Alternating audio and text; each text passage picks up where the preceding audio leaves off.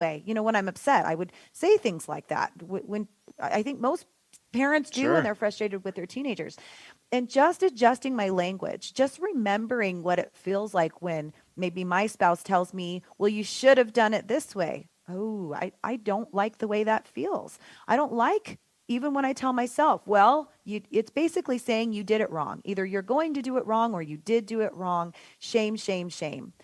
Regardless of what I'm communicating with my teenagers now, whether it's that I would like them to clean their room, or it looks like they're about to drop out of, they're going to fail this class and have to retake this grade the next year. I find a language without using the words need or have to or should. It would really benefit you if you would get your room clean, because I had to ask you earlier, and I would hate to have to enforce a grounding this weekend. Yeah. My most difficult teenager that we've been talking about today, his communication to me was always, "You don't love me." I could say to him, "Hey, I need you to get up and get ready for school," and he would say, "You're always yelling at me." As soon as I changed that language with him, he started responding with, "Okay, okay, I'm going to do that." It's amazing what communication is just so important. Teenagers, their cortex hasn't finished developing. They're not mature, and they don't interpret things the way we do. They don't hear the things that we say the way we mean to say them. And so recognizing we can be right if we want to, or we can have a good relationship with our teenagers. And if we want to have a good relationship with our teenagers, I believe that the best way to do that is to figure out how we can change so that we can learn to communicate and connect with them, because they are not invested excuse me, in the transformation process.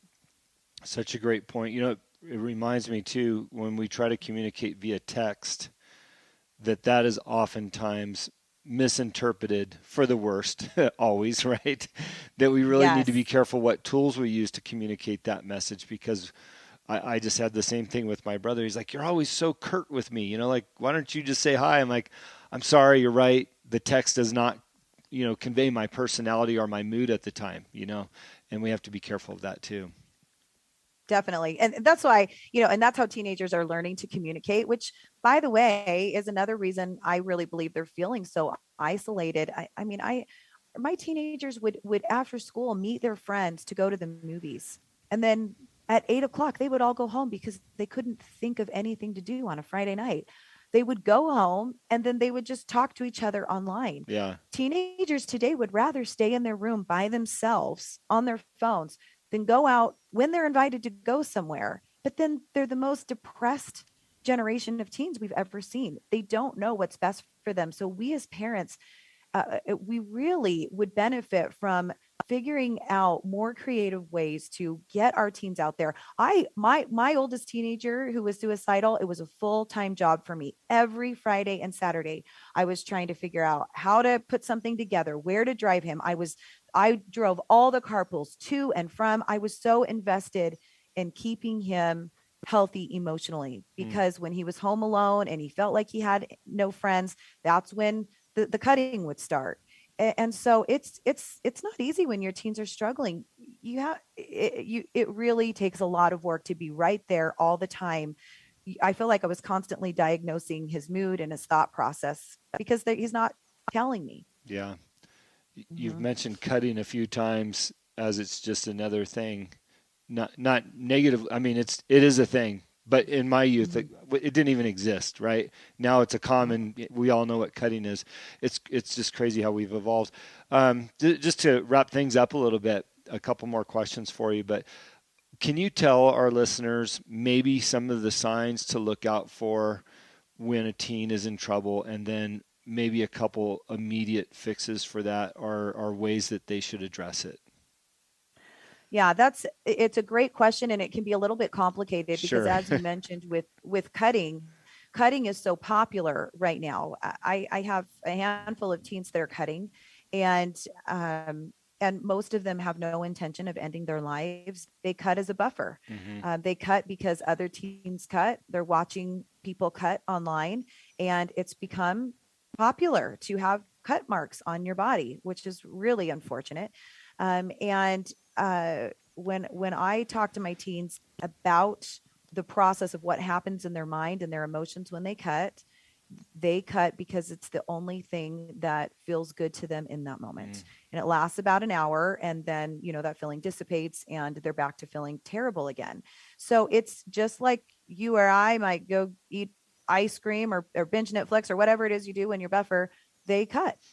And yet at the same time, cutting's very serious for those that might be thinking about suicide.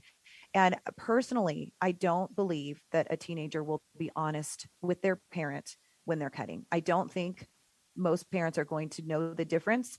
They'll probably tell them that it's nothing, but I do think if your teen is cutting, it's time to get them some help so that they can talk to someone that they'll be honest with, because you don't want to take chances with that. I will say, though, that the majority of the teens that I talk to that cut don't have an intention of hurting themselves, but they have in the past. They have maybe. So it's just, I just think, just like anything, when you are doing something like that to your body that feels so dark and gives that kind of energy, it could start off light and it could turn into something really serious over Yeah. time. Yeah. Um, let's see what else. I was going to talk about cutting, and then you asked me, oh, what are some of the signs? You know, it, teens, some parents become really alarmed at 13 years old when their kids just want to sit in their room and don't come down and do family activities.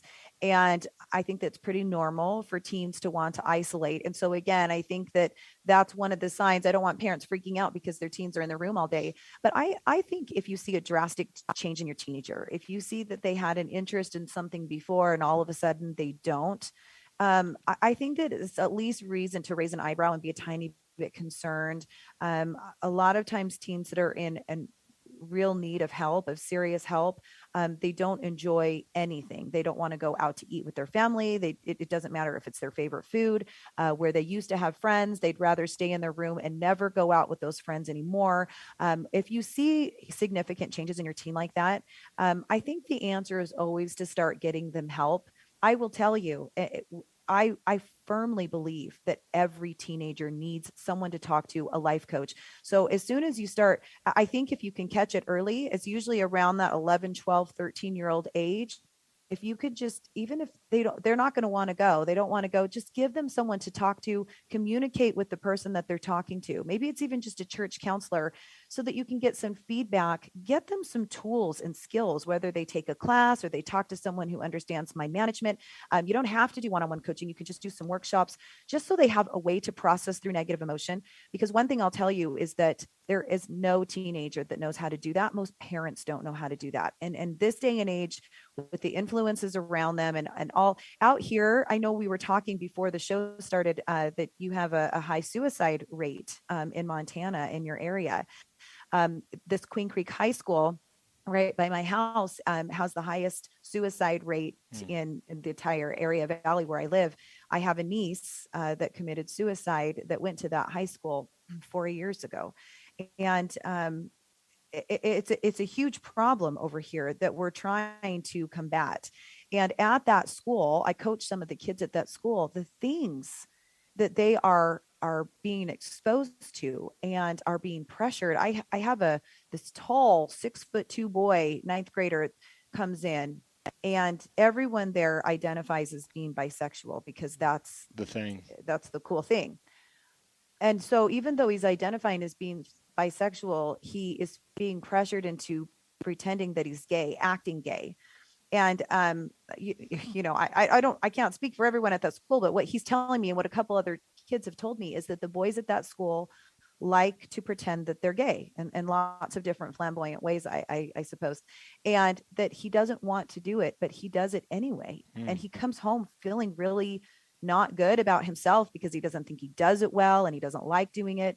I can't even imagine what that feels like to go to school. And he's this big kid and he doesn't want to do it and he's being pressured into doing it. These kids, he would never tell his mom that ever. He's embarrassed. Yeah. These kids are being exposed to things that we could never even fathom when we were young. Even if it just means talking to someone to understand what it all means. I have kids that are joining LGBTQ groups just because their friends are. I have kids who are religious and girls who have girlfriends and then realize they don't like girls, so they break up with them, but everyone else is doing it, so they have to do it. They feel pressured. They don't know who they are. It's our job as parents to really help them understand. I think I'm sorry, this is a really long answer, but one It's other thing I okay. wanted to You're point out right. is, well, I think I'm very religious as well, and one thing I used to teach my kids when they were little was to stand for the right, and Hmm. how good it feels inside when we stand up for what's right. It's like hero status. And I won't get into this, but my oldest daughter, who's 27, had an incident when she was in ninth grade where she had to stand up and she stood alone. And it was the hardest thing she's ever done in her life to this point. It actually became newspaper worthy. And it doesn't always feel good to stand up for what's right. It doesn't feel good as a teenager to take a stand for your moral beliefs or for what you really want to do. Most teenagers don't have the skill set to do that. And so, as parents, I think one of the things we can be doing is talking to them about those kinds of things. It doesn't feel good. It takes a lot of courage, and sometimes you stand alone. Kids don't want to be exposed to that. They would rather just go along with what everyone else is doing. It's a hard, difficult time to be a teenager, which I think means it takes a lot more work these days to be a good parent. It takes research and learning and tools and skills, so that we can parent them to become the amazing people that they were sent on this earth in this day and age to be. I was just thinking as you're wrapping up that answer, and I do appreciate the thorough explanation, and certainly we'll have to do this again so we can talk Yes. about some other topics. But I was just thinking about all the shows I've done. It's over 250 shows or something like that. In my mind right now, I believe this is probably one of the most important shows I've ever done, because what's happening in the world, in our society, in the United States, and what our kids are exposed to, as you're explaining, I could not imagine being a teenager right now. And especially in some of the bigger cities. I'm fortunate. I'm raising my kids in a small rural town, but even here, they're exposed to a lot of things that we're discussing. But the majority of our teens live in big cities, and the rate that they're being exposed to these things, the stuff that you're talking about, is just almost unfathomable. And they need our help. They really do. They need our help. They need our guidance. They need good foundations. They need and deserve better than what we're giving them as a country and society. So I really appreciate your message and taking the time to be on the show. How can people find you or reach out to you that are listening? Yes, thank you for asking. And it's been a pleasure being here, by the way. My social media handle is at Jheri South, which of course has that unique spelling, JHeriSouth. I on Facebook, not on Instagram. I offer a free webinar Wednesdays at 11 a.m. Mountain Central Time, where anyone can come and I talk about these different skills and tools for parents specifically. It's a free training, about 20 minutes every week. And then I also have a website, which is jherisouth.com, where I advertise my workshops and my one-on-one coaching. Well, I'm going to wrap it there. Like I said, I could talk to you forever, and I think that our listeners could appreciate what you have to say in the message you're sending. But we'll leave it there. I would encourage everybody to check out the website, learn more, and let's all bring that family unit back together. Thank you so much. Thank you. Thank you for listening to today's show. It is my pleasure and honor to interview all of the guests that have been on the Answer is Yes podcast. If you have enjoyed the show, please go on iTunes and subscribe, give a rating, or simply tell a friend about the show. We also believe in the message of our guests and the positive influence of their stories. As my own mentor and coach, David Meltzer, has taught me, spend some time every day thinking and writing about the things in your own life that you have more than enough of. You will find out how blessed we really are. Please visit my website, livelifedriven.com, for the latest updates about me and what I'm doing. Plus, I post a monthly blog about the many topics on this show. This podcast can also be found there. As I learned early on in life, what you believe is what you will achieve. Thanks, Mark Victor Hansen, and thank you, and have a great week.